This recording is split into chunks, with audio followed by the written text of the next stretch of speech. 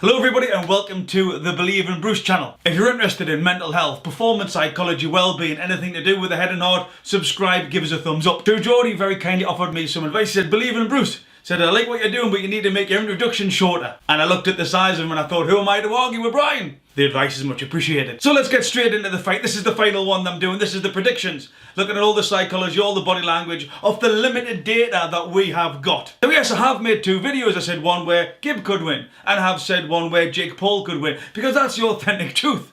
And anybody who doesn't understand this, you're not a boxing fan. You could look at Jake's style and say he will beat Gib. You can look at Gib's style and say he will beat Jake. And that's what we're going to do here. We're going to take a look at everything, put it in the pot. Because literally, any one of them could win. It is such a split fight. And also I've had to check my thinking as well, because I want to be fair and balanced, as I put in my previous video. I do want Gib to win. I'm more aligned to Gib's character. He makes me laugh, he makes me chuckle. I get nothing like that of Jake, so I'm more aligned to naturally wanting him, so I've got to check my conscious or subconscious bias. So let's take a look with a limited data, with a psychological perspective, because biology doesn't lie. Biology doesn't lie, but that just gives us the data that we've got here.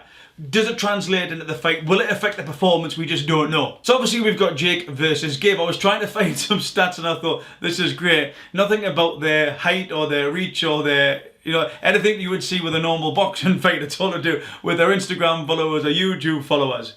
But we've got Jake. He is the taller guy. He is got that longer reach. Again, credit where credit's due. There is the evidence, there is the data that Jake is great at coming forward. So when he is allowed to, and again, I need to make that relevant to you. I need to raise your awareness to that. When he is allowed to come forward, he's very, very good at it. He can manhandle you. He can come on aggressively. But again, if he is allowed, when Deji was coming forward, it was a different game. But then we look at the stuff that must be going on inside Jake's head. So the mental side, think, feel, act. Yeah, again, we talk about the six-pack, etc., etc. What we don't talk about is what's in here.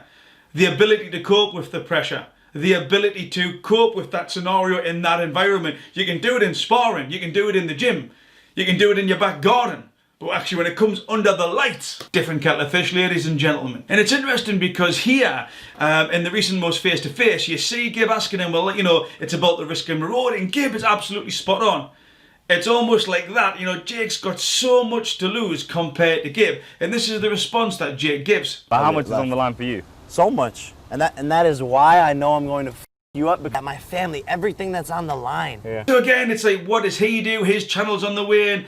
If he loses, is that the Paul brothers done? I mean, both of them have lost now. What do they do? What happens to their legacy, if they have even got a legacy? It could really hurt Jake's stock, is my point here. And then you've got Gib.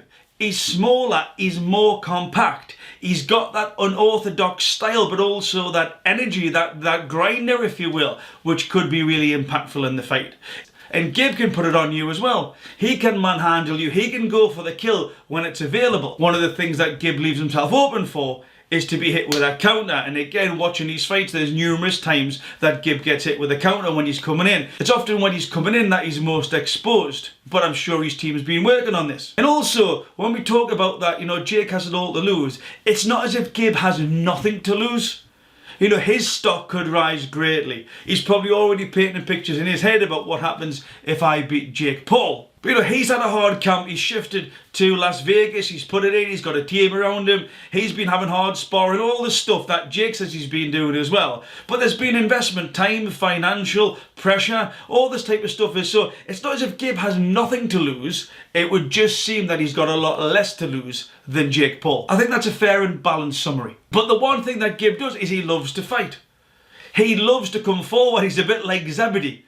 He just springs, so even when he gets hit, he still comes straight back and he's back at you. But also, that when you look at Jake Paul doesn't do very well under pressure. And that's where Gib thrives. So it's really starting to build up here. Actually, when they say styles make fights, I think this is going to be a cracker. And again, when we talk about styles, Jake Paul posted this recent Instagram video of Ryan Garcia. And again, I'm looking at thinking, has he just done this for a subversive psychological tactic, if you will, to show Gib that he's actually crapping, to try and, almost surprise him?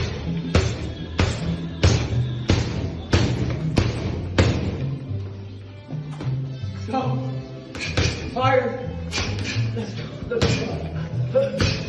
I mean, that left hook at the end was just terrible. Or is he trying to lull Gib into a false sense of security? So what tactics do I think the boxers will adopt? Well, I think obviously it's almost like a carbon copy, or the potential, just the potential to be a carbon copy of Anthony Joshua versus Andy Ruiz 1. You've got Jake Paul, the taller guy, the rangier guy, who the narrative and the rhetoric we hear, who's the best boxer. But again, the data that I have seen doesn't back that up. He was allowed to box against Deji. Deji wasn't really great at putting the pressure on. When Deji did put the pressure on, Jake Paul really didn't do that well at all. But again, let's go with that. He's a boxer, so he's got the range, he's got the height. He may even have that weight advantage, but again, we will see come fight night. So I expect Jake Paul to keep him at range and be fair, even to create a really boring fight, because in his head, as long as he gets the win, and this is something that I'm dreading, I hate boring fights. But as long as he gets the win, I think that's where he's going to be looking for. So keep him at range, and as soon as Gib comes in, he's going to try and grab him. Yeah, he's going to not just clinch him, bear hug him, and then lean on him. Yeah, because Gib moves on, and that takes energy. So I can see him trying to keep him at range, just popping him, not necessarily big punches neither, just jabs and then occasional right hands just down the channel, moving from side to side, a bit like Joshua done in Joshua Ruiz 2. And if he does get close, bang, he's going to negate that power, because that's where Gib needs to be. And what tactics do I think Gib's going to adopt? Well, again, Gib comes forward. That's his style.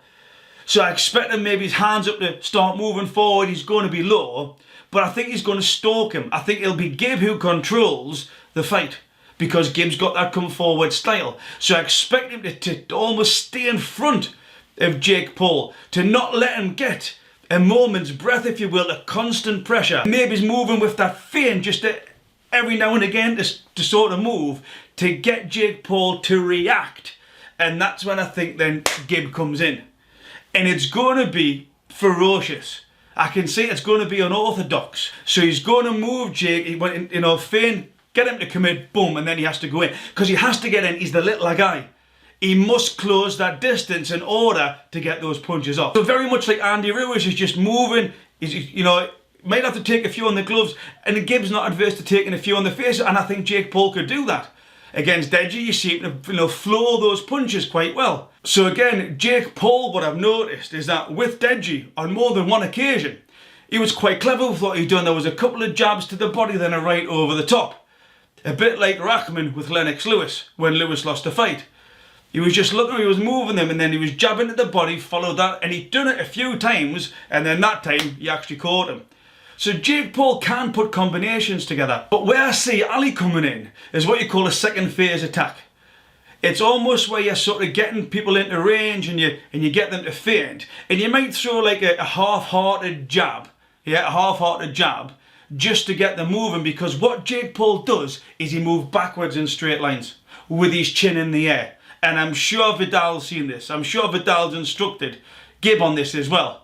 Because anybody knows it's so you never move in a straight line. Always spin off, you're always moving. Yeah, because if you're in a straight line, then you're there. That's where them power punches can come from. And you'll see Jake always moves back, and always is probably an exaggeration, but a high percentage of the time is my point, always moves back in a straight line. So if it was me, which is not, I'd be encouraging that boxer to get him almost against the ropes, to feint that jab or just that half-hearted thing, just to get him moving back, because he doesn't seem to like taking punches. And then again, if he's back against the ropes with his chin in the air, when Gib's up against him, boom, boom, that's when the maniac comes out. So again, for Jake, keeping it long, wrapping him up. For Ali, doing that second phase attack, getting him against the ropes, chin in the air, bang, coming over the top. What tactics do you think they're going to adopt? Let me know below. So again, points that could go against the fighter. Does Jake let the mental pressure get to him? All of this stuff about what if I lose, that could play a major impact, especially if Ali lands a good shot or wins a good couple of rounds. It'll be interesting to see the resilience on how that impacts Jake's performance. But then Gib as well. You've got Gib, this narrative about I'm going to bring the heat. Like, my only concern with that is he telling himself that story too much? That when he gets into the ring, he tries too hard in that first round and gasses himself out. It's not that he's nervous, it's not that he's scared, but we've only got so much in the tank. So if he psychs himself up too much and really goes for it, remember this is a 6-round fight, Jake could weather the storm. That's one of the things that Gib's team will have to be mindful of.